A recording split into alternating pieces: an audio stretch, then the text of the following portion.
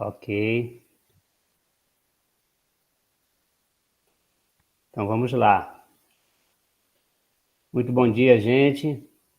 Para quem não me conhece, eu sou Michael Carvalho, sou educador do CPU, Centro de Práticas Esportivas da Universidade de São Paulo, atuando no PROD, que é o Programa de Desenvolvimento Humano com Esporte, e um dos membros da Rede Vidas Ativas. Depois os demais colegas também, quando tiver fala, se apresentam, tá? E os demais participantes também, no momento oportuno, podem se pronunciar, tá bem? Então, a Redes Vidas Ativas, hoje a ideia desse encontro é a gente tratar um pouco mais sobre os impactos das desigualdades sociais e infraestruturas urbanas nos modos de vida mais ativos. E a gente conta com a preciosa participação da Silvia, né, do Corrida Amiga, querida amiga aí de longa data, e o Luiz Oliveira também, parceiro aí da Redes, também com a gente aí lá, já uma longa caminhada aí da Rede Vidas Ativas, tá? Para tratar desse tema. Eu vou pedir licença um pouquinho para eu falar um pouco sobre a Rede Vidas Ativas. E mais do que isso, eu vou fazer um preâmbulo rapidinho para a gente contextualizar essa ideia que a gente vai tratar aqui hoje, essa discussão de hoje, tá bem? Então, a Redes Vidas Ativas, ela é um espaço de conexão entre coletivos, instituições e pessoas que buscam promover vidas e sociedades mais ativas. Vamos unir forças, né? Esse tem sido o nosso mote, de unir pessoas, coletivos, discutindo temáticas como atividade física, saúde, esporte, mobilidade ativa, desenvolvimento humano, meio ambiente e muito mais. E é aberto a todas as pessoas interessadas nos temas específicos e em promover vidas mais ativas. Antes de passar a palavra para a Silva e para o Luiz, como eu falei, eu vou pedir aqui para a licença para poder fazer um pequeno preâmbulo, para aí que as tecnologias estão me complicando aqui, vou resolver logo, só um minutinho.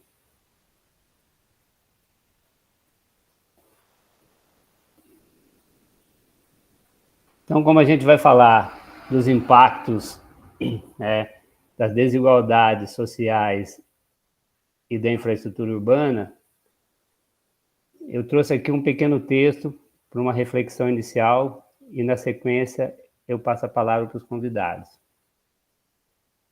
Cidade, um lugar, outros lugares, tantos outros, tão distintos, similares. Às vezes parece o mesmo lugar, de aconchego, de abandono, de contradições, lugar comum, nem sempre do bem comum, apesar das muitas comunidades. 5.000 e poucos horizontes pelo Brasil afora. Lugar de pessoas tão distintas, similares, por vezes parecidíssimas, na aparência, no comportamento, no modo de vida. Quase automático. Alguns lugares e pessoas se distinguem na paisagem de tantas gentes a deslocar, de modo quase automático, deslocamentos que mobilizam multidões, que paralisam, muitas vezes excluem, achatam o modo de vida das cidades indizíveis, concretas, indescritíveis, fictícias, invisíveis, imaginadas desiguais, mesmo assim, incríveis. Lugar de vida, muitas, de muitos modos, mais ativa ou não, a depender dos deslocamentos, para lugar nenhum, por aqui ou por ali. Dá outro sentido. As múltiplas cidades, escondidas, reveladas, sentidas em cada modo de vida. Muito bem. Então, pouquinho para a gente, um pouquinho de poesia para a gente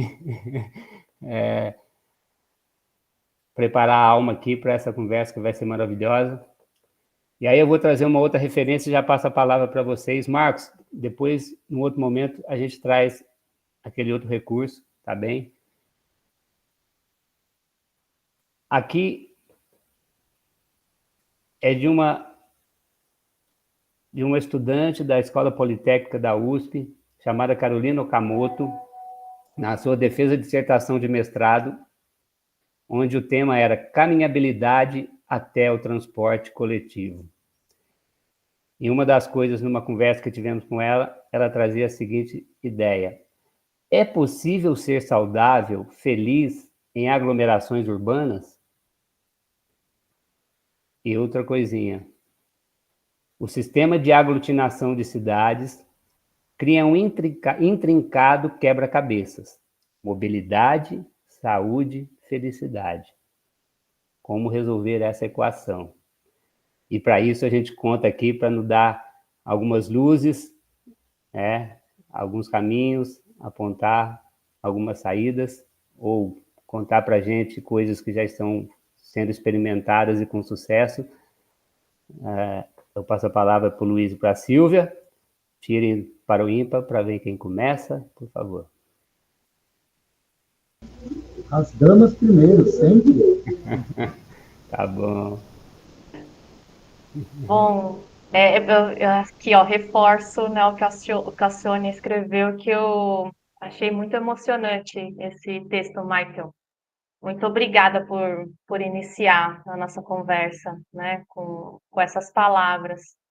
E eu queria também agradecer o convite, uma honra estar aqui no meio de pessoas, organizações, instituições que eu admiro e que realmente nós formamos uma rede, né, que atua em prol dessa redução de desigualdades, de acesso a oportunidades para além do movimento do corpo, do esporte, da atividade física, do deslocamento, do acesso.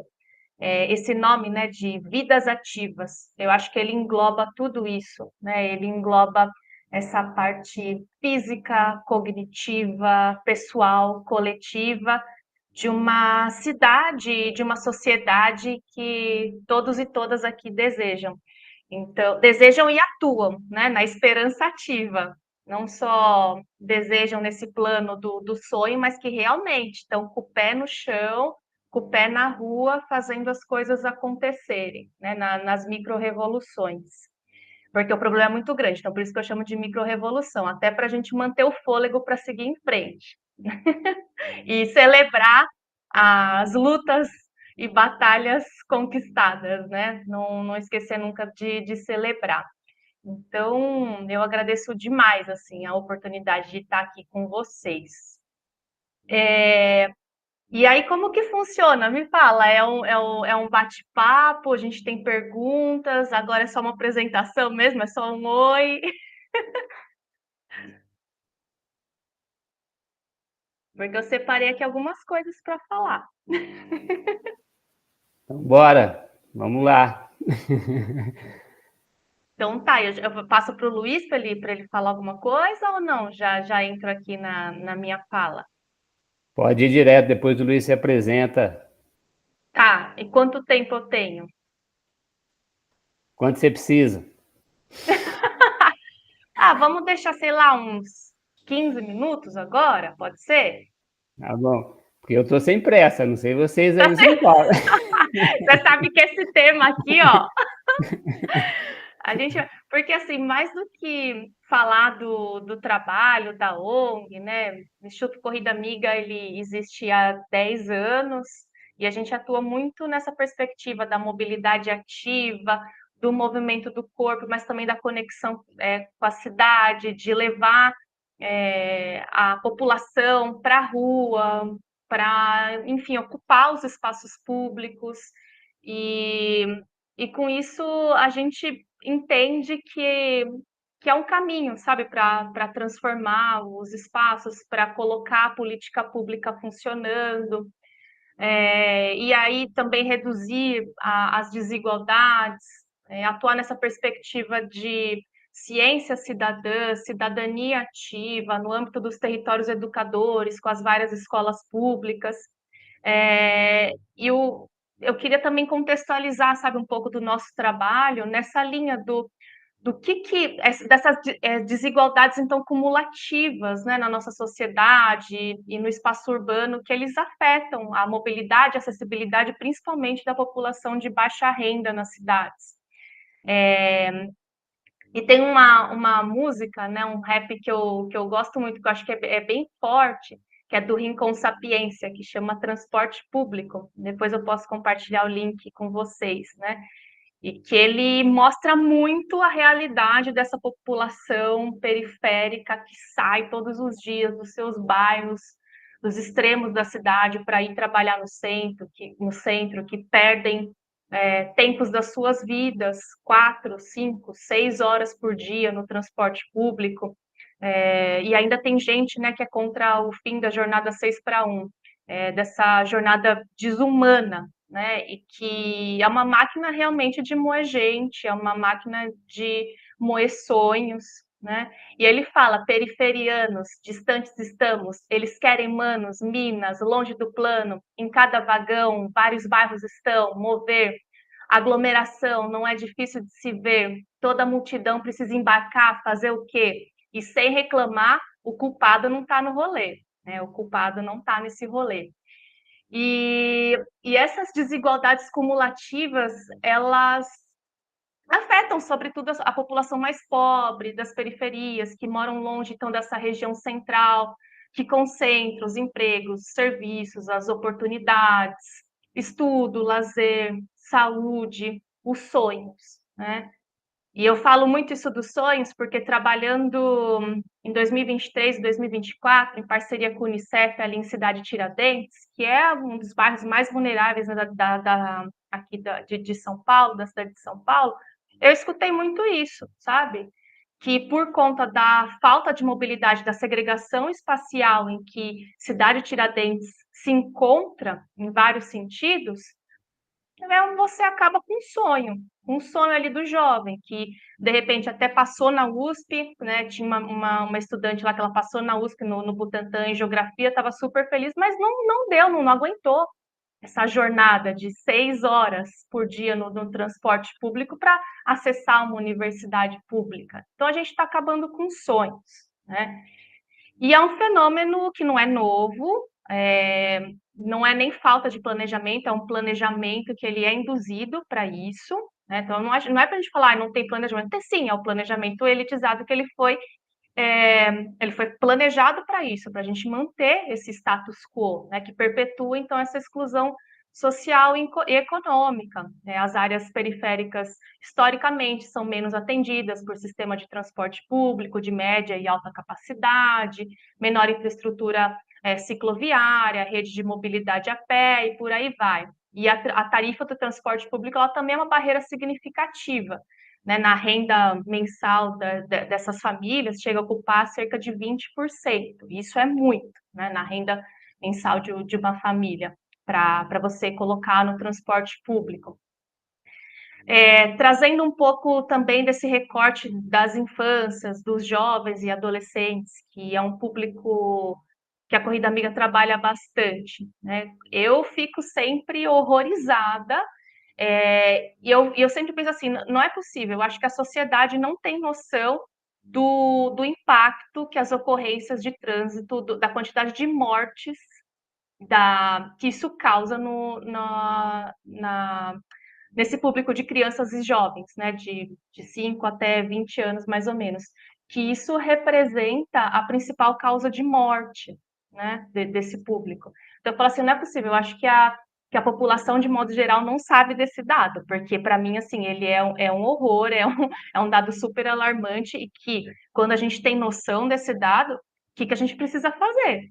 Né? Porque não são acidentes, acho que isso é importante também a gente frisar. Não são acidentes, são ocorrências evitáveis, se a gente cumprir política pública, tiver uma educação voltada para essa questão do trânsito, tiver redesenho viário, readequação das velocidades do transporte motorizado na cidade, tudo isso a gente evitaria essas mortes, esses sinistros no trânsito. E não é, e realmente assim, não é para falar mais acidente, inclusive por conta da nova normativa da ABNT, que saiu há alguns anos e já coloca como sinistro, né? A gente não pode chamar mais de acidente essas fatalidades. E no estado de São Paulo, em 2021, foram registradas mais de 1.600 mortes de crianças e jovens nessa faixa etária, e no estado do Rio de Janeiro, mais de 600. E essas fatalidades ocorreram, 38% delas ocorreram num raio de até 150 metros das escolas.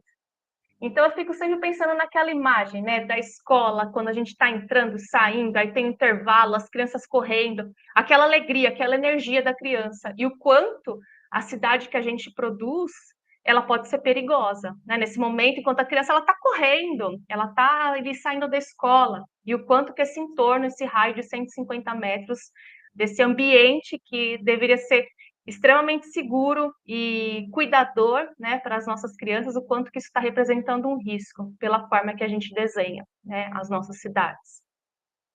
E aí, trazendo um pouco das desigualdades raciais, que a gente também tem essa desigualdade racial histórica que afeta inúmeros âmbitos da nossa população, né, do meio urbano, e também afeta a mobilidade, né? Que elas são as pessoas predominantemente mais impactadas, né? Devido a essa concentração nas áreas periféricas, menor acesso a sistema de transporte.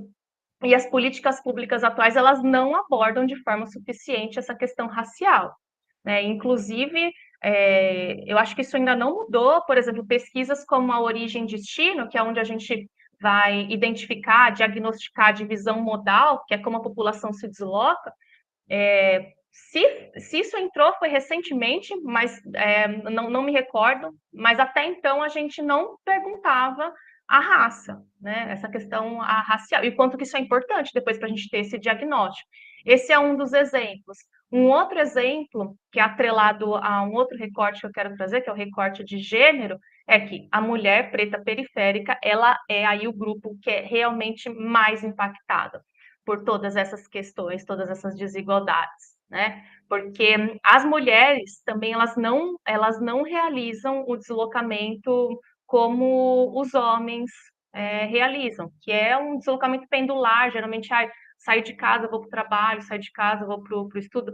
A mulher, ela tem inúmeras paradas ao longo do caminho, tem que deixar a criança com cuidadora, tem que passar no mercado, deixar na escola e depois ela vai no trabalho. Tem todo esse trabalho de cuidado que ainda sobrecarrega de sobremaneira as mulheres. Então, essa população negra, periférica, de mulheres, ela acaba sendo o público mais impactado por todo esse planejamento desigual urbano e da mobilidade, né? E fora isso também, as questões relacionadas ao assédio, o abuso, a agressão, né, sexual, que todas nós passamos, e também as mulheres negras, elas enfrentam essas barreiras de forma mais cumulativa. Eu acho que eu já vou passar a palavra para o Luiz, para escutar também um pouco do que ele tem para a gente trocar aqui, e depois, para não ficar só com esse diagnóstico alarmista, eu acho que é importante também a gente falar de possíveis caminhos, né, para enfrentar, para reduzir essas desigualdades urbanas, espaciais, de mobilidade, e como realmente tentar buscar essa nossa utopia de rede, de vidas ativas para todas as pessoas. Ótimo, Silvia. Então vamos a seguir assim. Tudo bem, Luiz? Depois a Silvia volta aí com apontando os caminhos, mas fica à vontade também, Luiz, para fazer o seu próprio caminho aí, como você preferir. E, e logo na sequência a gente abre aí para interação com os demais que queiram fazer apontamentos. Tá bem? Perfeito. Vocês me ouvem bem? Porque eu estou utilizando um fone de ouvido aqui, esse microfone está captando bem. Bem, para mim vai ser um desafio, o Douglas me conhece muito bem, eu não estou acostumado a falar sem slide, mas dessa vez eu propositalmente fiz isso para ficar uma coisa bem mais à vontade, bem mais livre, mas fiz um roteirinho aqui para também não extrapolar muito, né? E a princípio, Silvia, a minha fala tem muito a ver com a sua. Tá? Temos muitos pontos em comuns, de pelo menos perceber, ou pelo menos estar fazendo um estudo nessa área. Muito provavelmente esse convite aqui me foi feito porque eu estou em fase de doutoramento agora e eu estou estudando exatamente a questão das desigualdades sociais e promoção da atividade física. O meu lugar de fala aqui é de quem está à frente, ou pelo menos em meio à coordenação de um programa de promoção da atividade física, um dos pioneiros do Brasil, acho que todo mundo já ouviu falar, o programa Agita São Paulo. Nós começamos lá em 1996, em meio a uma efervescência mundial, onde a prática da atividade física estava começando a ser pautada pelos grandes eventos, pelas grandes instituições. Então, todo mundo toma como marco referencial o estudo do Morris, lá de 1953, mas a questão da promoção da atividade física ficou meio que adormecida de 53 até final da década de 80, quando o CDC, do Centro de Prevenção de Doenças dos Estados Unidos, começou a colocar isso novamente em pauta. Tivemos a oportunidade de receber e ser recebido pelo Kasperson, o homem que fez a diferenciação, a definição e a diferenciação da atividade física. Então, nós, desde aquele momento ali, meio à década de 90, começamos a trabalhar, o Douglas faz parte disso, com a equipe lá de São Caetano, começamos a trabalhar em promoção da atividade física. E seguimos o modelo clássico, o modelo vigente naquele momento, né? Que era a recomendação dos 30 minutos, pelo menos 5 dias de semana, de forma leve a moderada, em 4 diferentes dimensões, né? A dimensão do transporte, a dimensão doméstica, a dimensão do trabalho e a dimensão do lazer. E diferenciando por 3 focos. Um foco na criança, um foco no adolescente, um foco no trabalhador e um foco no idoso. 3 grandes focos. E aí começamos a desenvolver o programa Agita São Paulo, com uma série de campanhas. Um programa era uma coisa contínua, que foi abarcado pela Secretaria de Estado da Saúde, e nós começamos ali a trabalhar nessa perspectiva, seguindo o modelo internacional, né? E um modelo prioritariamente de enfoque médico-epidemiológico clássico. A que se diga, né, era o que estava vigente naquele momento. E lá se vão mais de 25 anos aí de atividades. Fizemos algumas coisas bem marcantes, algumas coisas que deram certo, foram exitosas. Hoje nós temos um Dia Mundial da Atividade Física, muito se deve à interferência do programa Agita São Paulo, daquela equipe de doidos lá de São Caetano, que trouxe a diretora do OMS para celebrar o Dia Mundial da Saúde, que naquele ano, já em 2002, desculpa, atribuiu a atividade física como tema do Dia Mundial da Saúde. Então, vocês veem que a OMS já estava com um olhar para essa questão da importância de pautar a atividade física também como algo a ser considerado nos cuidados da questão de saúde.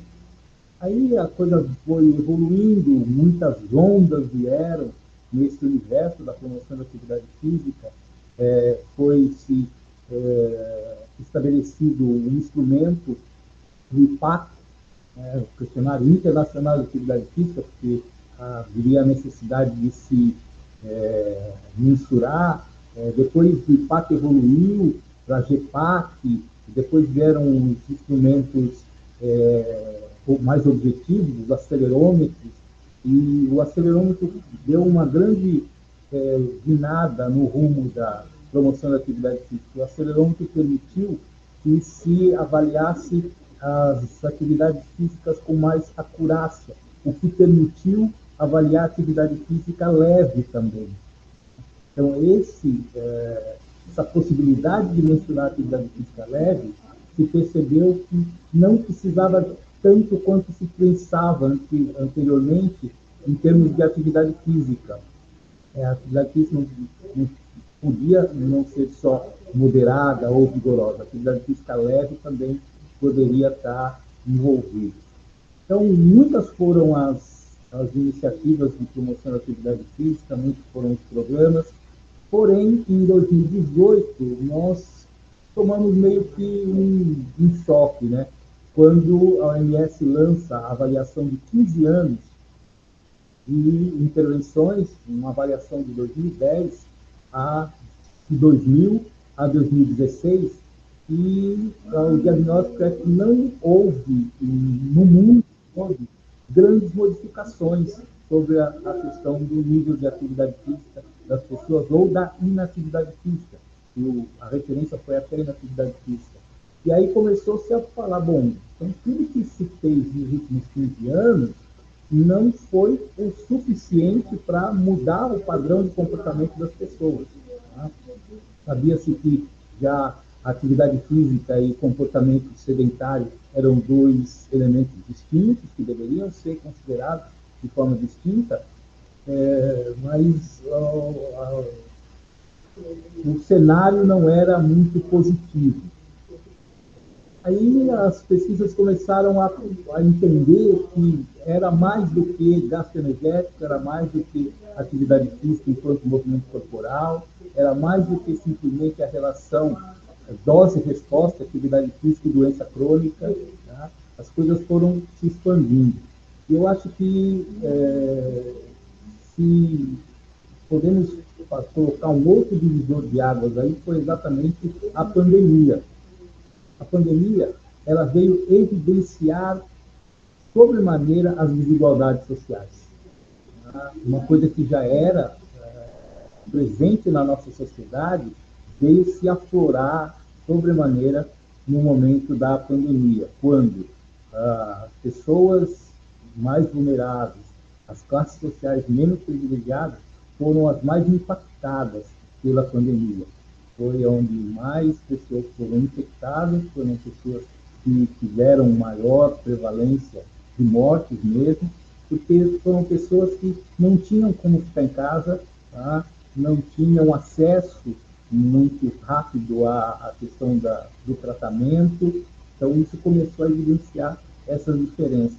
Talvez isso chamou a atenção para as diferenças na saúde de uma forma geral. Então, não é só em função da pandemia. Há vários outros setores de saúde, a questão não só das doenças crônicas, mas das doenças infecto-contagiosas e outras situações de enfermidade, acometiam mais gravemente as pessoas menos favorecidas.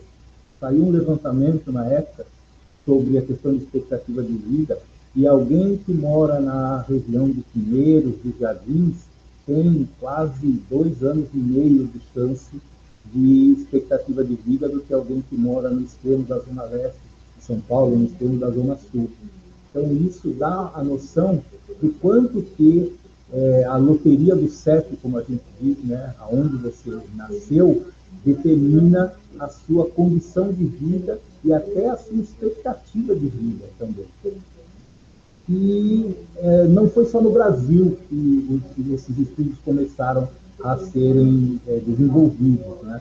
Um estudo que me chamou muita atenção foi um estudo da Envi com o Tamatax, que mostrou a questão da desigualdade na Austrália.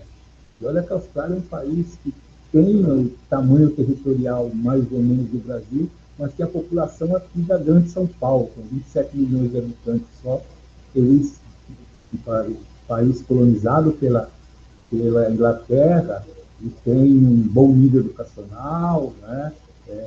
Não tem um grande nível de desigualdade social, como tem, por exemplo, o Brasil, que tem um Gini, que é o índice de desigualdade social, na casa de 53 pontos, num total de 100. Então, quando eu vi que estavam se estudando desigualdade social na Austrália, um país relativamente harmonioso no que diz respeito às suas necessidades básicas, eu vi que nós precisaríamos também estudar isso aqui. E aí eu fui começar a estudar essa questão de desigualdade social e percebi que muita gente está estudando isso e é uma área que está crescendo muito. Então, o que é a desigualdade social na atividade física? Isso que eu disse para vocês aqui, as nossas falas iam se confirmar em algum momento, né? A população mais vulnerável da atividade física também foi detectado mulheres pretas ou pardas de periferia, ou seja, de baixo nível socioeconômico. Esse é o maior risco de inatividade física. Agora vejam que essas mulheres são ativas em algum momento. Se você pegar a atividade física de deslocamento, a atividade física de trabalho e a atividade física doméstica, essas mulheres vão dar de 10-0 em termos de atividade física. Porém, os estudos têm focado na atividade física de tempo livre, ou de tempo de lazer, atividade física de lazer. Aí, realmente, a desigualdade se evidencia, porque essa mulher ela não tem tempo de lazer. Então, se o estudo determina a atividade física no tempo de lazer como sendo a referência, como durante algum tempo, inclusive, utilizou o Vivitel durante algum tempo, ele apresentava a cidade de São Paulo como uma das cidades de menor nível de atividade física perante as capitais do Brasil. Obviamente que o que estava sendo mensurado ali era o tempo de lazer. Agora, quando se colocava o tempo de deslocamento, São Paulo já entrava num patamar muito semelhante ao das outras cidades. Então, vejam que estudar a questão da atividade física exige uma série de outros componentes a serem considerados. Condições territoriais, condições de renda, padrão alimentar, segurança pública, disponibilidade de infraestrutura, questões do ambiente no que se refere a walkability, né, como a gente fala, a caminhabilidade dos territórios, condições de transporte, nível educacional, cultura regional. Isso me lembra uma época que nós tivemos aqui um seminário sobre caminhada, e um pesquisador da Colômbia, se não me falha a memória, falou que teve um projeto, uma vez frustrado, de implantação de uso da bicicleta numa determinada cidade colombiana. E aí, investigando mais o porquê do processo lá não ter dado certo, é que, pasmem vocês, a bicicleta era utilizada pelas prostitutas da cidade como meio de transporte. Então, aquilo tinha uma imagem muito negativa para a população, de uma forma geral, andar de bicicleta. E aí ele descobriu o porquê da rejeição do uso da bicicleta. Então, implantar qualquer modal de transporte, propor qualquer intervenção que faz necessário um profundo conhecimento do território, das características daquele território, da cultura daquele território, daquela população que ali habita. E, normalmente, mais uma vez, eu falo da experiência, de atuar em intervenção, em promoção da atividade física, as intervenções são feitas a partir da concepção de um grupo que acredita mesmo em entender daquela população e quer fazer o melhor, extremamente bem intencionados, mas com a carência de conhecimento de fato daquele local, da característica daquelas pessoas, inclusive da preferência daquelas pessoas, né? Então, atualmente, está se procurando ampliar o conceito da atividade física. Inclusive, eu tomo a liberdade aqui de ler a última publicação do Pedro Alau, que propõe uma ampliação do conceito, não uma mudança, uma ampliação do conceito de atividade física. A atividade física continua sendo qualquer movimento corporal produzido por músculo esquelético que tem gasto energético. No entanto, os governos são responsáveis por tornar mais fácil para os indivíduos escolherem a atividade física como parte da vida rotineira. O acesso à atividade física deve ser agradáveis, seguros, saudáveis, equitativos e com propósito para ser uma prioridade social. Então, vejam que ele extrapola a questão da abordagem do gasto calórico e faz envolvimento de toda a questão dos nossos gestores, da sociedade de uma forma geral. Eu acho que essa ampliação vem mostrar bem o rumo de que a atividade física, a promoção da atividade física vem tomando. Espera-se que no futuro o campo esteja atento às considerações adicionais que vão além das definições fisiológicas de atividade física. E, ao fazer isso, o campo de atividade física e da saúde pode fazer a transição de um foco em saúde pública, substituindo, como comenta o Pedro nesse artigo, os indivíduos doentes por uma população saudável. Sair do foco do indivíduo, tentar transformar o indivíduo para transformar o ambiente para que esse indivíduo sinta a possibilidade, tenha o poder de escolher, né? E um outro artigo recente agora, da Débora Salvo, é sobre a questão da atividade física como necessidade ou escolha.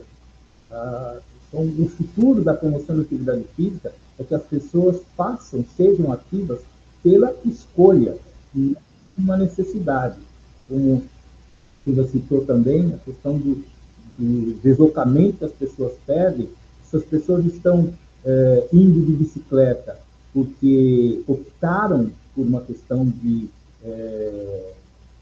livre-arbítrio, irem de bicicleta para o trabalho, ou é falta de opção? E ontem eu estava assistindo na saúde pública também, uma outra fala do Pedro, ontem ele falou lá há 1 hora, e ele citou que às vezes as pessoas não têm dinheiro nem para ir de bicicleta e vão a pé. Então, o que falar dessas pessoas que são fisicamente ativas por ter uma condição tão precária econômica que não tem condição nem de comprar a bicicleta? Será que isso é efetivamente saudável do ponto de vista de entender a pessoa saudável de uma forma mais global e não simplesmente no aspecto biológico dessa pessoa? Então, são alguns questionamentos que a área está começando a levantar. Eu acho isso super importante. Estamos começando a enxergar a promoção da atividade física, a questão da epidemiologia da atividade física dentro de um aspecto mais amplo, mais global, né? Aí, considerando verdadeiramente o que a gente considera, ou que a gente considerou sempre na promoção da saúde, a questão da intersetorialidade, do empoderamento, da participação social, da sustentabilidade, da autonomia, da integralidade e, sobretudo, da equidade. Algumas pessoas precisam, né, de uma atenção maior no que se refere à promoção da atividade física, porque são pessoas que estão ali em risco de vulnerabilidade. Eu acho que os estudos estão caminhando para isso. Eu espero, efetivamente, de alguma forma, com os meus estudos, pelo menos levantar essa discussão. Não tenho a pretensão de mostrar soluções para nada, mas o simples fato de levar as pessoas a começarem a refletir sobre, tá, vamos fazer atividade física, mas quem vai fazer essa atividade física, aonde vai fazer essa atividade física, sobre que condições se dará a esse engajamento na atividade física. Acho que essas são algumas questões que a gente pode discutir aqui.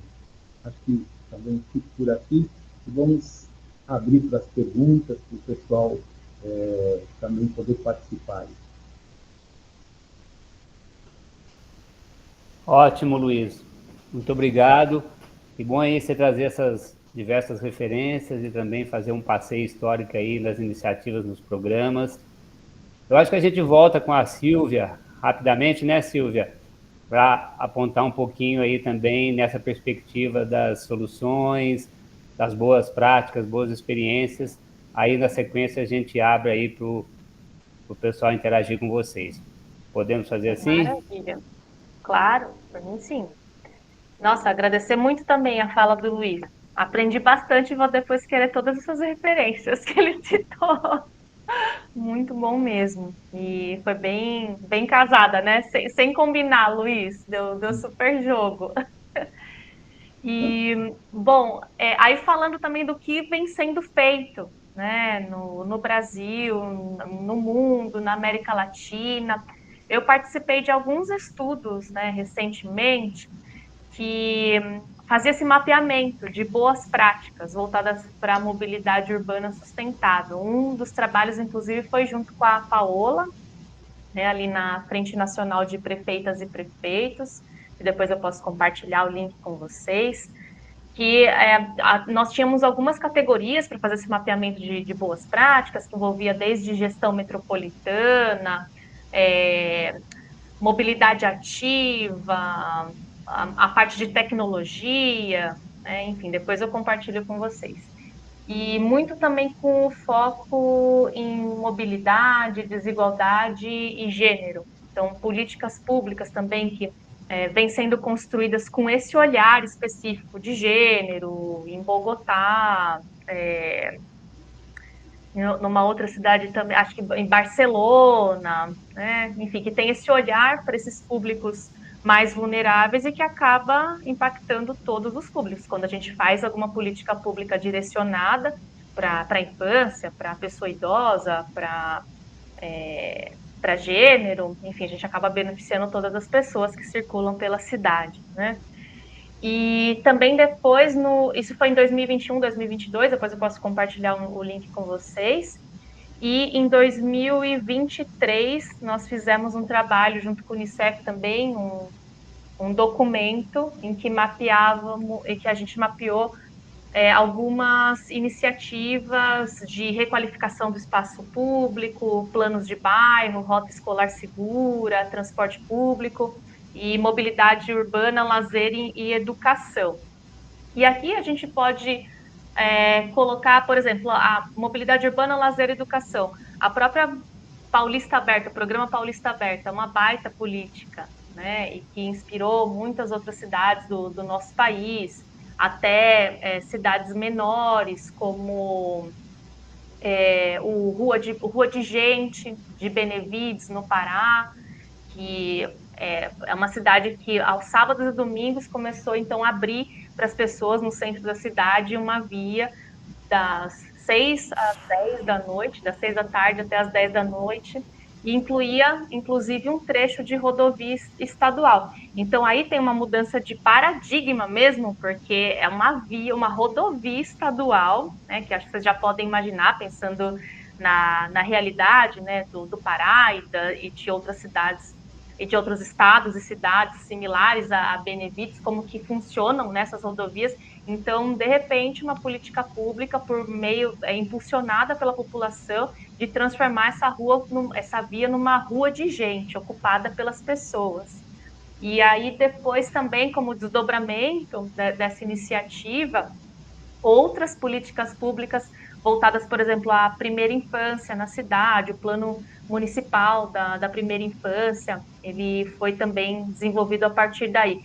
Então, esse efeito é somatório, né? O efeito em cadeia. A partir do momento que você tem alguma iniciativa, desde que tenhamos vontade política, uma pressão, uma participação da sociedade, envolvimento também de universidade, instituições de pesquisa para fornecer dados, para tornar, enfim, mais robusta ainda a justificativa, né, da transformação desses espaços, a gente pode ter uma somatória, né, um efeito em cadeia, em que essas políticas e programas e projetos, eles não sejam algo pontual, né, mas que realmente a gente tenha algo estruturado e sistêmico, né, e não espalhado de forma que as iniciativas elas não se conversem, né? As iniciativas elas têm que se conversar para que a gente tenha uma transformação num nível mais geral.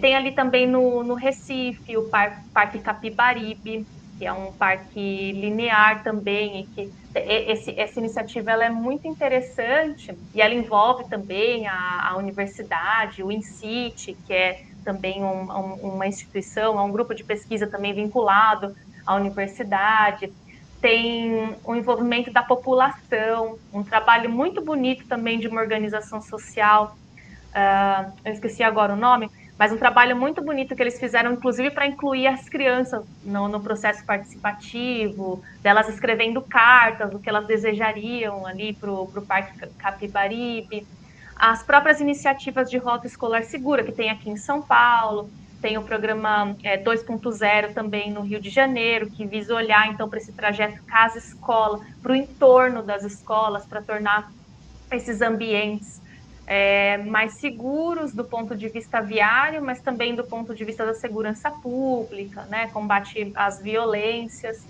e etc. Tornar esses ambientes também mais lúdicos, como o projeto de Jundiaí, né? Que ele trabalha muito isso de fazendo brincadeiras nas calçadas no entorno das escolas, trabalha muito com urbanismo tático, que eu não sei se vocês já ouviram falar dessa técnica do urbanismo tático, que ela vem sendo muito utilizada como uma técnica, um piloto para a gente testar algumas mudanças no viário.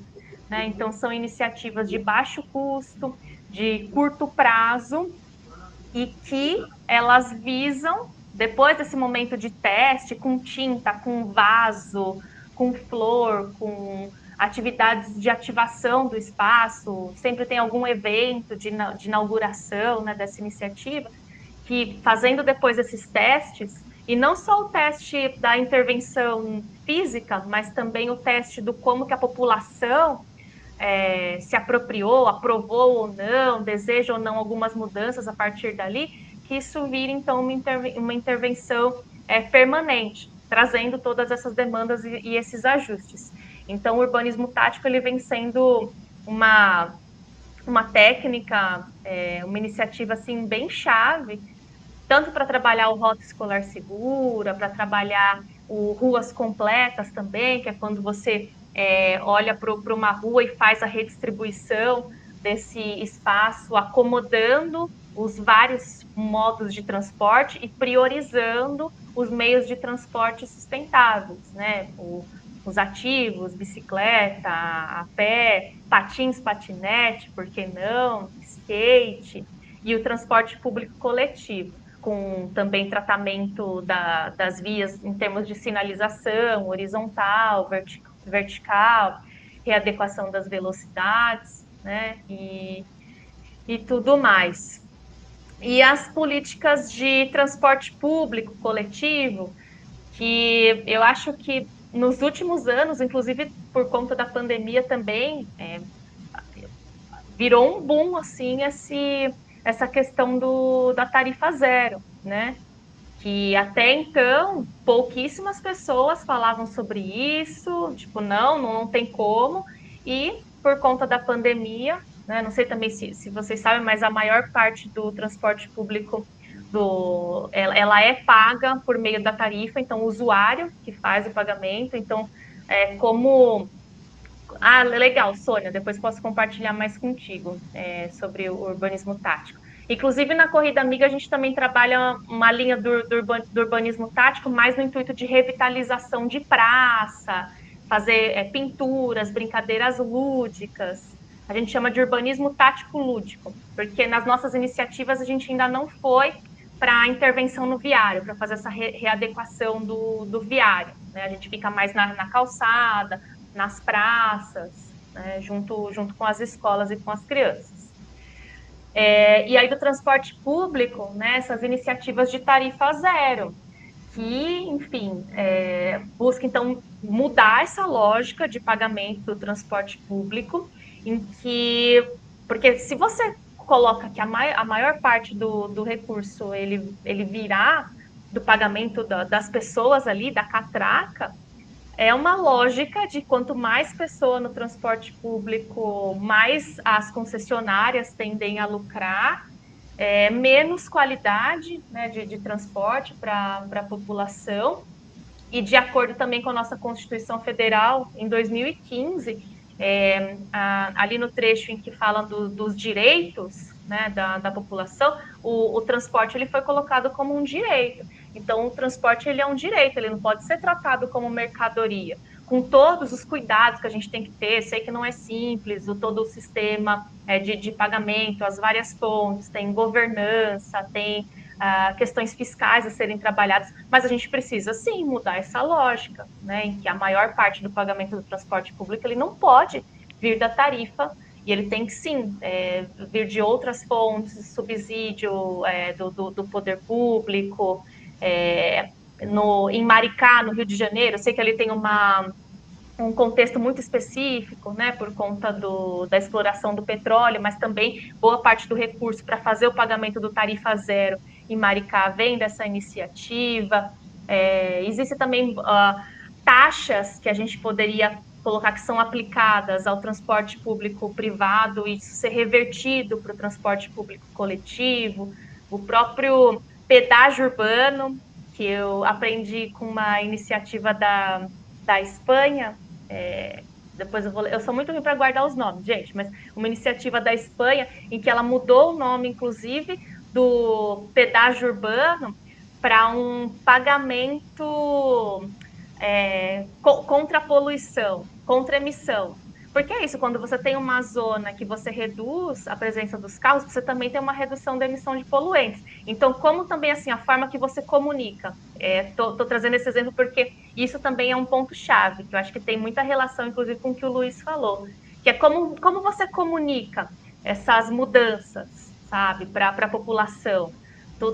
Dependendo da forma e da justificativa que você utiliza, isso pode ter maior ou menor aderência, né, junto ao apoio da população. E o apoio da população ele é fundamental para que essas iniciativas elas se sustentem no tempo, né? Planos de bairro também, a gente tem aqui o exemplo em São Paulo do Jardim La Pena, que é uma iniciativa também que teve um grande envolvimento da população, com processo participativo lúdico também. E falando um pouco assim da contribuição e das estratégias, porque para todas essas iniciativas, o que a gente verifica? Primeiro, assim, essa parte da vontade política ela é essencial, tanto para retrocesso quanto para avanços, né? E as descontinuidades também das políticas por conta das mudanças partidárias, né? E a gente encarar, então, esses programas como sendo uma política de Estado e não uma política partidária, para que realmente a gente não tenha descontinuidades, né, com as mudanças de gestão. E um envolvimento muito grande da sociedade civil atuando em fóruns participativos para dialogar com o poder público, pressionar para a criação de regulamentações, estabelecimento de conselhos, comitês, para apoiar então a formação e a perenidade dessas iniciativas, né, de planejamento. As universidades também têm um papel muito importante para apoiar e fornecer dados estratégicos e também nessa articulação, né? Olhando para a universidade também como um ente com credibilidade, com história, né? Para sensibilizar e orientar também o poder público e a população a partir desses caminhos possíveis. Não como a universidade e a população, em conjunto, né? Os entes em conjunto. E o poder público, ele é essencial, né? Tanto nessa busca de orçamento já existente, inclusive para enquadrar os projetos, porque, enfim, até na cidade de São Paulo, agora nas eleições, foi muito dito que São Paulo tem sim um orçamento, aí é como que a gente distribui esse orçamento em termos de mobilidade, né? Eu acho que 80% do orçamento foi destinado para asfalto, né? E aí, cadê o orçamento para rede de mobilidade a pé, para infraestrutura cicloviária, para transporte público coletivo? E trabalhar o setor público também de forma intersecretarial, intersetorial, porque falar de mobilidade ativa, a gente está falando no âmbito da tem que estar junto a Secretaria da Saúde, Secretaria de Obras, Secretaria de Mobilidade, a Secretaria de Subprefeituras, Iluminação, enfim, envolve todos os entes. Então, como também a gente consegue, nessa parte de governança, ter organismos que consigam, então, congregar e trabalhar essas temáticas de forma intersecretarial e intersetorial. E, por fim, gente, também ter um monitoramento, um acompanhamento de tudo isso, né? Porque no Brasil, de modo geral, no Brasil, na América Latina, acredito, a gente tem um déficit muito grande de monitoramento, avaliação de políticas públicas, de impacto, de ajustes, né? E aí fica muito difícil da gente ter esse panorama e olhar quais são os pontos que a gente tem que melhorar, que a gente tem que aprimorar, que a gente tem que investir, né? É muito, muito importante também a gente garantir esses instrumentos. Acho que era mais isso. Se vocês tiverem alguma questão também, fico super à disposição. Maravilha, Silvia. É, e lembrando, né, que as cidades, né, é uma das maiores invenções da humanidade, né? Então, fico pensando aqui, com todas essas contribuições que você e o Luiz trouxeram, e também lembrando aqui que os outros colegas também colocando muitas referências, muitos links ali no chat, tá? Então, para quem não está acostumado aqui com essa dinâmica aqui da rede de Vidas Ativas, então muito material também é colocado ali como suporte, como subsídio interessante dentro dessa ideia que estamos falando aqui, né? Então, assim, apesar dos grandes desafios que se tem e dessa percepção mais geral que cada um de nós tem, que as coisas não andam bem, muita coisa boa vem acontecendo, né? Então, que a gente possa olhar mais carinhosamente, mais ludicamente, mais artisticamente para essas boas iniciativas e também exercitando, né, essa questão que a Silva ressalta no final da sua fala, que é o controle social das políticas públicas, que é a participação social, e muitos de nós aqui faz isso, mas a gente sempre fica com a sensação, né, institucionalmente ou pessoalmente, mas sempre fica com a sensação de que não é suficiente, né? E que esses lugares, que esse lugar chamado cidade possa ser muito mais humanizador, né? Essa é a nossa grande expectativa quando a gente traz colegas para falar e contar um pouco dessas iniciativas.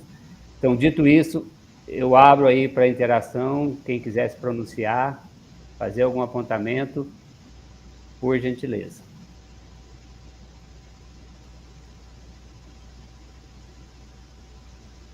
Enquanto o pessoal aquece aí, se motiva, o Douglas já se manifestou, mas eu só queria fazer um apontamento. Eu coloquei ali, a Silvia falou da questão do monitoramento, né? Nós temos um órgão mundial, né, global, que é o Observatório Global de Atividade Física, que tem feito algumas produções de identificar a questão do nível de atividade física nos diferentes países. E segundo o último almanaque da GOPA, o Brasil está muito bem colocado na questão da vigilância, na questão das políticas e na questão do monitoramento do que diz respeito à atividade física.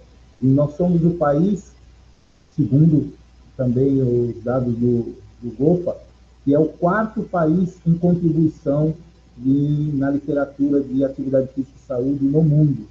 Então, que nós estamos bem situados. E agora, recentemente, eu não fui, mas o nosso amigo Alex foi, o Pedrinho foi, O Brasil era a segunda maior delegação no Congresso Internacional da ISPA, a Sociedade Internacional de Atividade Física.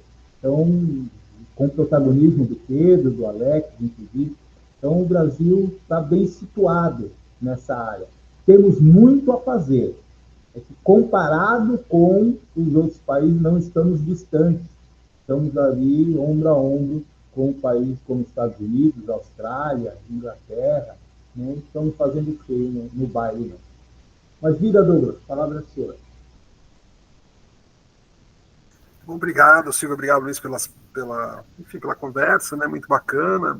Só para a Silvia também, a gente teve aqui o Ricardo Brandão, do LavaWedge, né? Que é o Laboratório de Vida Ativa. Ele está com uma proposta aí de um projeto de monitorar as cidades com tarifa zero, um projeto bem interessante. Também acho que se você não me lembro se vocês se conheceram, uma pessoa também acho que está nessa agenda aí também, de vez em quando ele participa aqui também, acho que é uma agenda, de fato, que precisa ser melhor acompanhada, né? As cidades que implementaram, que são, acho que, se eu não me engano, em torno de umas 90 cidades aí, como que isso está impactando saúde e outras questões aí. Estou falando para a Silvia, mas obviamente para todo mundo aí. Essa ideia de a gente ficar colocando links aí também, só para dizer, porque o Marco faz a nossa ata aí, então depois vocês recebem esse emaranhado de coisas aí também, obviamente cada um aproveita de um jeito, né? Mas queria perguntar para vocês, que a gente tem, né, Agenda 2030, a gente tem cidades educadoras, cidades saudáveis, cidades disso e daquilo, um montão de bolhas, né? Porque até assim, recuperando um pouco a nossa história aqui, a ideia foi assim, juntar a gente que está em temas próximos, mas em áreas diferentes, né? Esporte, mobilidade, atividade física, saúde, ambiente, a gente tem feito essas misturas, e obviamente que é importante que a gente esteja nas nossas bolhas, tocando a nossa vida, né? Mas eu vejo também essas agendas, assim, né? É um grupo que forma e reúne gente, a gente aqui também não deixa de ser uma bolha, né? E a minha pergunta é um pouco assim, como que vocês veem, assim, como que a gente rompe essas questões? Porque você tantas agendas que têm uma especificidade, mas que tem tanta convergência, só que eu particularmente fico incomodado com essa questão, né? Então, uma cidade é educadora, outra cidade está brigando para ter as metas dos ODS, a outra está brigando não sei o quê. No mundo corporativo se fala em ESG, lá, de ambiente, governança, e aí é tudo a mesma coisa, no fim, a gente quer cidades melhores, né? E como que a gente junta todo esse povo para fazer a mesma coisa? Porque cada um fica pegando um pedaço, né? E acho que é isso, o Luizinho lembrou da pandemia, né? Na pandemia teve muito essa questão, né, da gente se sentir todos no mesmo planeta, né? Que não tem um fora, né? Tá todo mundo dentro desse negócio chamado planeta Terra. Mas as agendas, especialmente no poder público, isso é falta de agenda intersetorial, falta de quem faz a costura de tudo isso, né? Tem as questões partidárias. Então, eu queria saber se vocês têm algum exemplo, alguma sugestão, ou como, só para retomar também no início da fala, eu já estou me estendendo, mas fecho com isso, né? Que eu gostei bastante da expressão que a Silvia trouxe, que é um pouco como a gente aqui na Rede Legislativa também acredita, né? Que é da micro-revolução, né? Como que a gente que está na micro-revolução junta tudo isso para ofertar alguma coisa que conecte essas agendas, né? E dê visibilidade para elas de maneira unidas, né, eu diria, né? Acho que é um pouco essa provocação que eu queria deixar para vocês. Silvia, vamos começar? O seu Hélio fala ou a gente já comenta? Eu vou sugerir que o seu Hélio fale também, desculpa, Michael, aí só para dar, acho que também por conta do horário aí depois vocês caminham aí para e falem o que vocês quiserem também, que não precisa nem responder as coisas que a gente está falando. Bom te ver, seu Hélio. Bom dia, pessoal. Que alegria encontrar a Silvia por aqui. É um prazer ouvi-la com essa voz assim tão bacana. E os assuntos que ela aborda, né? É espetacular. Silvia, a gente tem um corredor verde aqui no Butantã, que nasceu junto com o Butantã Mais Caminhável, né, do PRODE, e aí nós estamos agora fazendo um trabalho com a Thelma, lá do CT, para fazer um programa de ruas completas aqui na mesma área, né? Vamos ver se vamos conseguir e se vai sair. Quanto ao pedágio urbano que você falou, né? Ele já está previsto na Lei de Mobilidade Urbana, né, no artigo 23.3, né? E lá ele coloca como uma taxa de utilização, né? Aquilo que você falou, né? Tem que pegar um nome mais palatável, né? Então, eu acho que nós vamos caminhando por aí. E sim, tem que substituir a tarifa, né?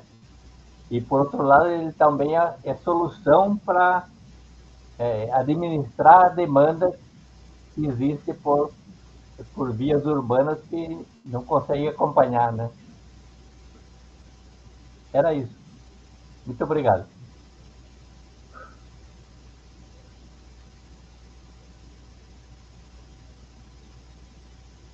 Quer falar, Luiz? Bem, aquilo que o Douglas provocou, nos provocou, né, me faz refletir sobre o que efetivamente nós estamos fazendo. Eu acho que nós estamos no caminho, viu, Douglas? Eu acho que esse coletivo aqui e a sua o seu caráter democrático, por exemplo, a gente divulga e todo mundo pode participar, né? Todo mundo pode entrar. Eu lembro que nós começamos com um pequeno grupo e hoje nós já estamos num grupo bem maior. Essa reunião nós temos 13 pessoas e cada qual aqui representa uma instituição. Então nós estamos no caminho. Uma outra coisa que eu particularmente tenho feito, e eu sei que você também, porque eu já vi a apresentação sua, falar disso nas nossas apresentações, né? Quando você vai fazer. Eu fiz a apresentação na BTV, eu falei sobre isso aqui, eu fiz agora um congresso lá do GEPAF, do GETAFES, da São Judas, e eu falei sobre essa rede. Eu acho que essa rede é um grande hub, né, de conexão das pessoas. Então, aqui eu já faço a conexão da Silvia com a Rafa, com o Oscar Carbone, e a Sônia participou, veio para essa conexão, está produzindo uma publicação, essa publicação vai, com certeza, dar visibilidade a isso que a gente está fazendo, isso que você faz muito bem, que é fazer o contato com os órgãos públicos. Estou acompanhando lá a sua luta junto ao Ministério, de ligar, o pessoal não responder, continuar insistindo. Eu acho que é essa persistência, essa perseverança, e de uma forma organizada, né? Às vezes parece que a gente está tirando para todo lado, mas não é. Nós temos foco, né? Nós sabemos o que nós queremos, nós temos algumas frentes de ação, e cada um, a rede, fazendo como coletivo e cada um fazendo na sua atuação individual. Eu acho que esse é o caminho, eu acho que não vejo outra forma, né? Se nós pararmos para fazer uma avaliação, eu acho que tivemos algumas conquistas nesses últimos 2 anos que a gente vem fazendo essa ação aqui, e acho que é continuar e trazendo cada vez mais gente para somar e cada vez mais pessoas remando para o mesmo lado. Esse é o caminho.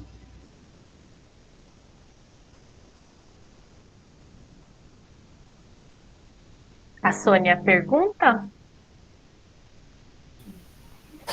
Bom, posso falar então, agora? Vai, Sônia, aí depois a Silvia emenda na resposta.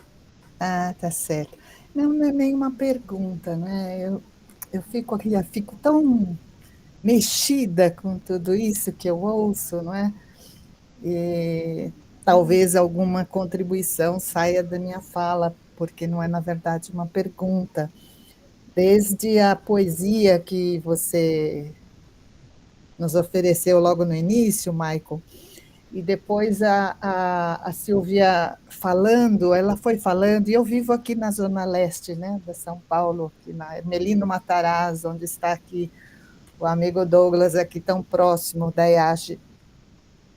Então, a Silvia foi falando, e eu fui vendo assim, as imagens passando na minha frente, como, assim, como se tivesse uma tela, só que na minha memória real do dia a dia, né, das coisas que eu vejo e vivo. E mas é tão forte, assim, sabe? A Silvia ia falando, eu falando, meu Deus. E eu tenho ultimamente, são coisas de anos, a gente vai se questionando e vai tentando dar alguma contribuição, não é? Em 2007, até com uma parceria com o pessoal da IACH, a gente conseguiu fazer um trabalho aqui no bairro. Foi um trabalho com a secretaria também, onde nós começamos a localizar esses pontos de prática de atividade física, que eram os CDCs, né, os clubes municipais, e nenhum deles, na primeira pesquisa que eu fiz, nenhum deles tinha condição mínima de receber pessoas para praticar atividades físicas. Então, teve que começar por ali. Tinha alguns que não tinha banheiro. Então, a gente conseguiu, né, num trabalho, enfim, tem toda a sua história esse trabalho, mas hoje esses espaços, todos eles receberam infraestrutura da prefeitura, receberam programas que mesmo depois, terminando, a população ficou com um aprendizado e segue mantendo de alguma forma. Mas aí no dia a dia, Silvia, quando você falava, eu ficava pensando, e aí essas inquietações que o Douglas trouxe são minhas inquietações também, mas porque parece que a gente precisa fazer mais, porque parece que tudo demora tanto, são tantos programas bacanas, são tantas coisas, o cidade isso, cidade aquilo, como o Douglas falou, mas na prática falta, parece que não chega.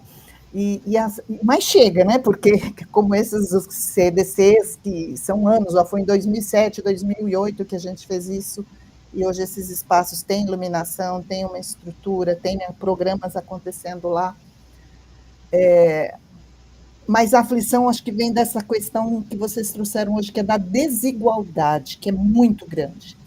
E aí, o que eu tenho observado, e você foi falando, Silvia, é que assim, parece que a população não está nem tomar consciência de que está perdendo sonhos, né? Você falou barreiras para perder sonhos.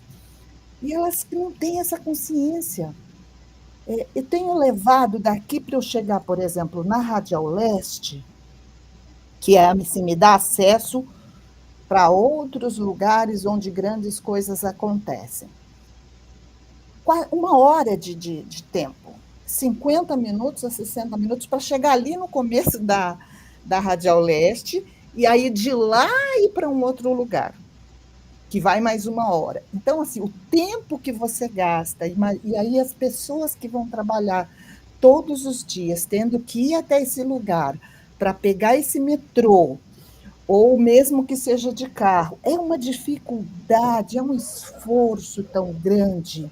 Eu tenho um outro exemplo, desculpe se me estendo, muito recente agora, né, no condomínio aqui que eu moro, enfim, tinha uma discussão de um pessoal querendo colocar alguns daqueles aparelhos de atividade física ao ar livre dentro do condomínio, e aí ficou naquela discussão, uma pessoa assim, vai lá fazer na praça, que lá tem.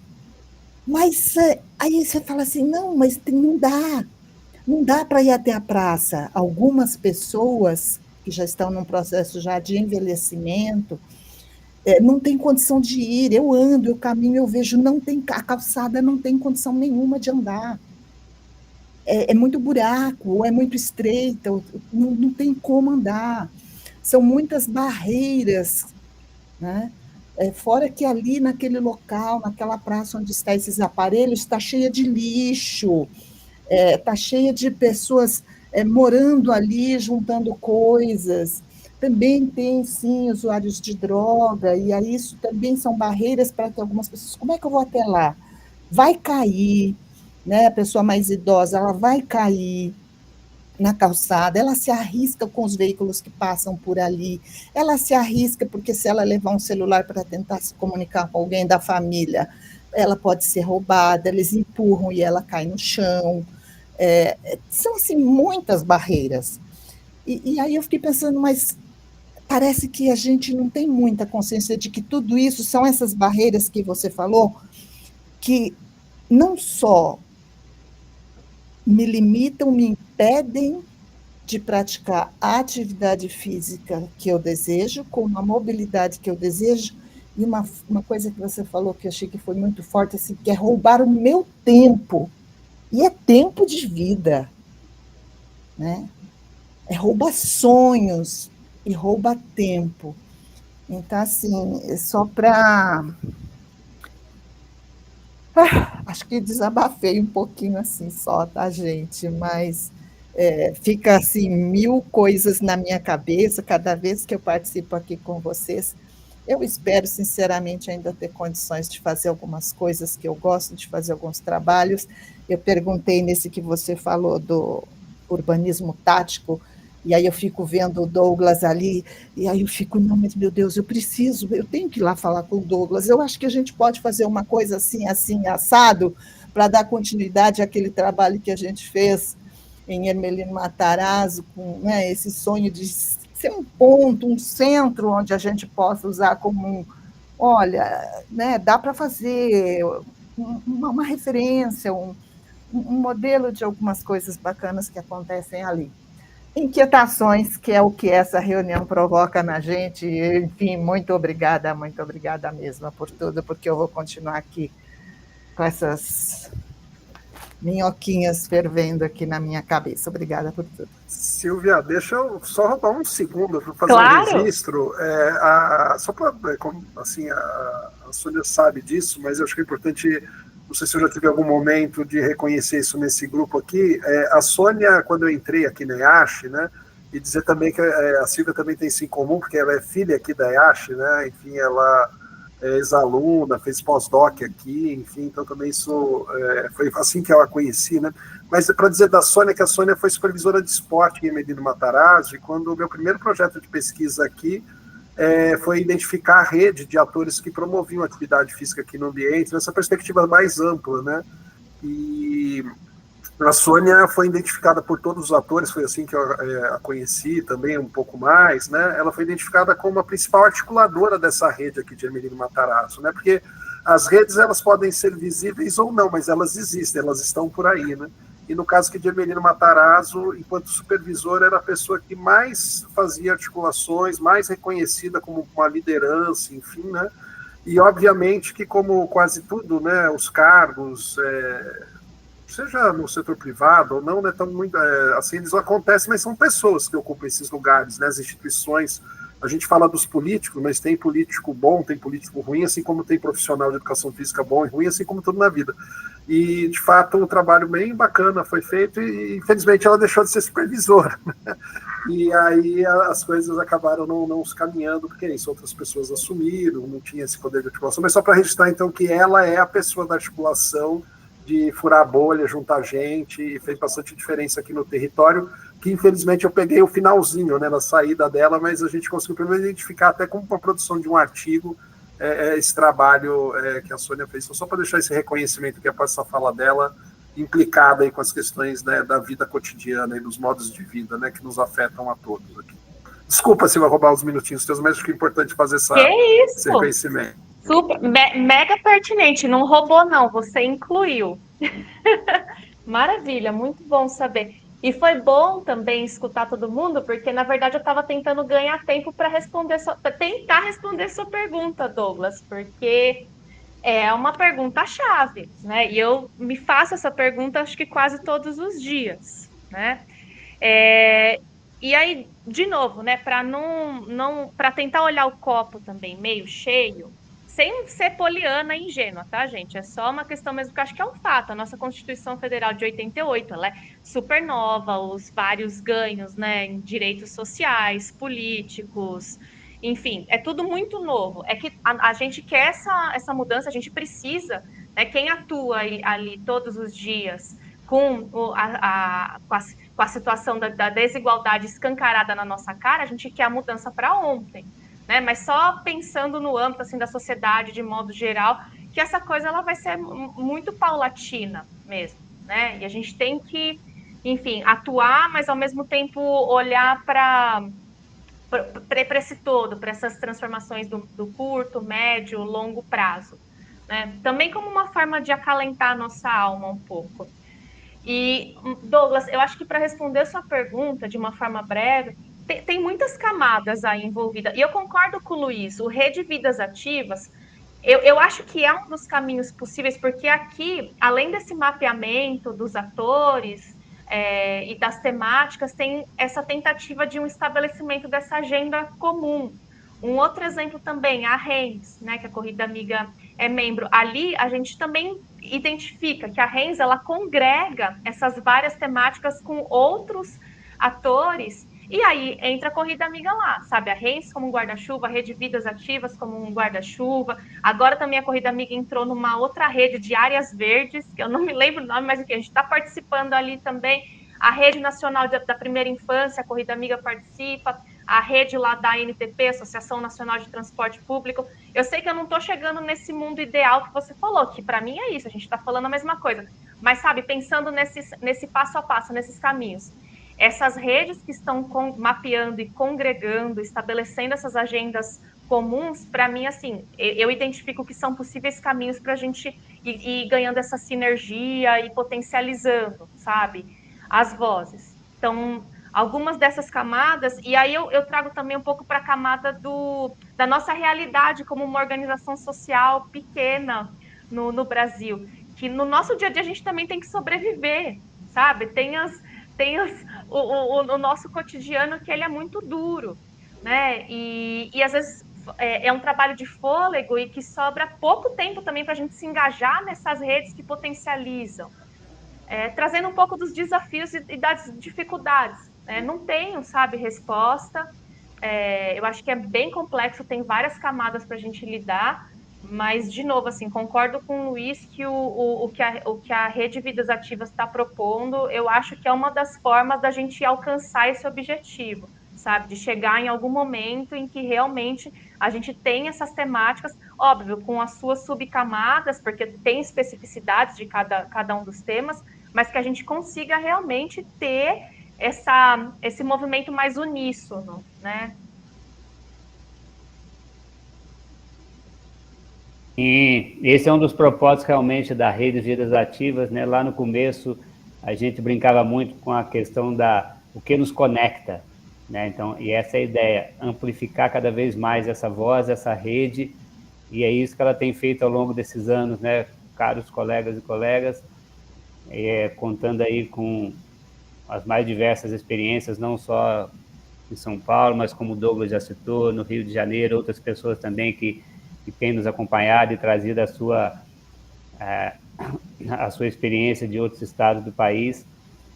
Eu acho que a gente tem esse grande desafio realmente de como, através desse ambiente virtual, a gente dá luz a essas tantas boas iniciativas que acontecem por aí afora, né? Alguém mais gostaria de falar? Estamos aqui nos minutos finais. Vamos lá. Alguém quer dar um oi?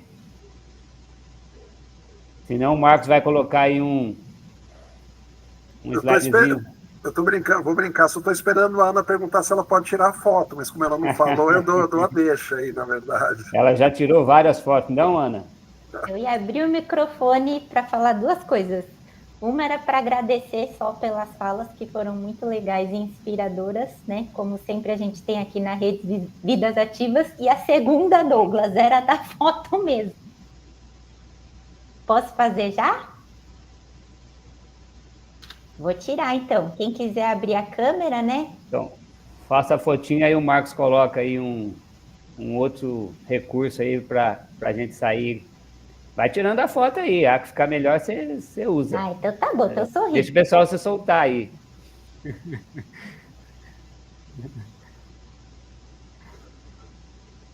Tirei? Tirei, gente, certinho. Tá bem.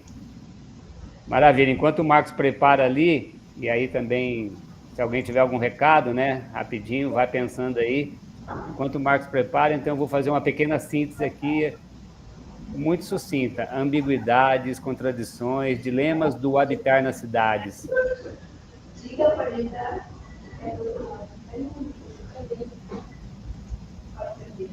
Boa, pessoal. Daí depois, Douglas, que eu terminar aqui, você para a gravação. Assim, esses dois últimos encontros, em setembro e novembro, né, surgiram de uma reunião da Redes, onde a gente considerou esses pontos importantes, né, da infraestrutura urbana, das desigualdades sociais, né. Então, aqui tem só uma colagem de fotos, né, de alguns espaços, né, bem diferentes em termos de localização, né, até de questões econômicas, né, de bairros, tudo, né, mas que mostram implicações aí no impacto na vida cotidiana das pessoas. Então, só passar as imagens e deixar vocês verem e refletirem.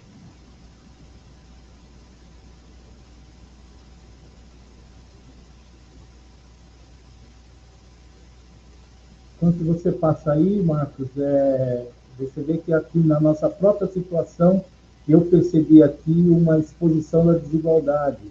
A fala do seu Hélio, né, falando dos projetos lá que vão acontecer no Butantã, tá?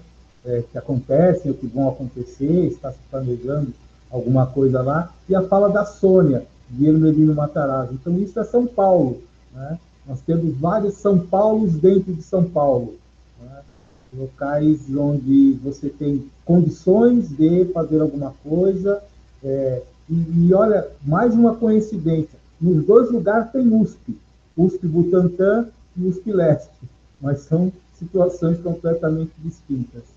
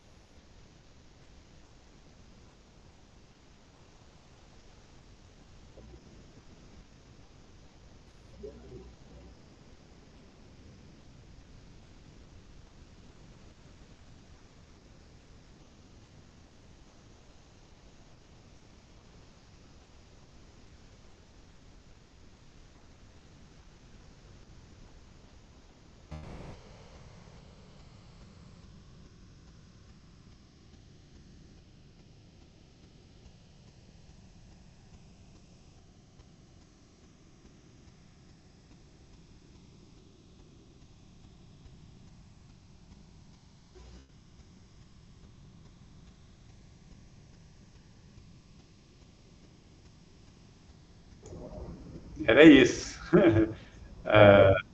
Apareceu aí, Sérgio, o corredor verde. Sim, sim. Aproveitando apareceu uma escadaria com corrimão. E isso é o que mais falta na cidade de São Paulo. Nós temos uma área muito acidentada, né? E principalmente nas periferias, a gente tem muitas escadas. Aliás, faltam bastante escadas, mas temos muitas escadas e sem corrimão. E isso é a causa de muitos acidentes, principalmente com os idosos como eu. E estamos pressionando a prefeitura para resolver essa questão, já que está sobrando dinheiro, né, Silvia?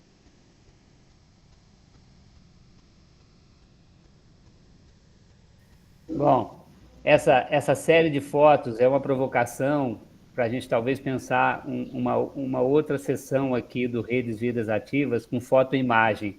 E cada um de nós coleciona inúmeras, mas a partir disso, desse recurso, desse material, a gente poder fazer essa nossa troca, essa discussão, porque cada imagem daquela ali dá pano para manga, a gente sabe, a gente consegue transitar por N questões que foram colocadas aqui e tantas outras que a gente não teve tempo. Então fica aí essa deixa para a gente usar esse recurso em um outro momento e fazer uma análise e problematizar essas soluções, pseudo-soluções e e dilemas aí do habitar na cidade. Então, a gente agradece muitíssimo aí a colaboração, essa generosidade aí da Silvia, do Luiz e de todos que participaram com a gente nessa manhã. Seguimos juntos aí, cada vez mais aí com noção de conjunto e um bem comum. É isso? Prazer, gente. E bom feriado amanhã, né? Valeu, gente. Maravilha. Beijo, gente. Muito obrigada. Obrigada, Viu? obrigada mesmo, Beijo, gente. Maravilhosa tchau. manhã. Obrigada. Valeu. Tchau. Tchau.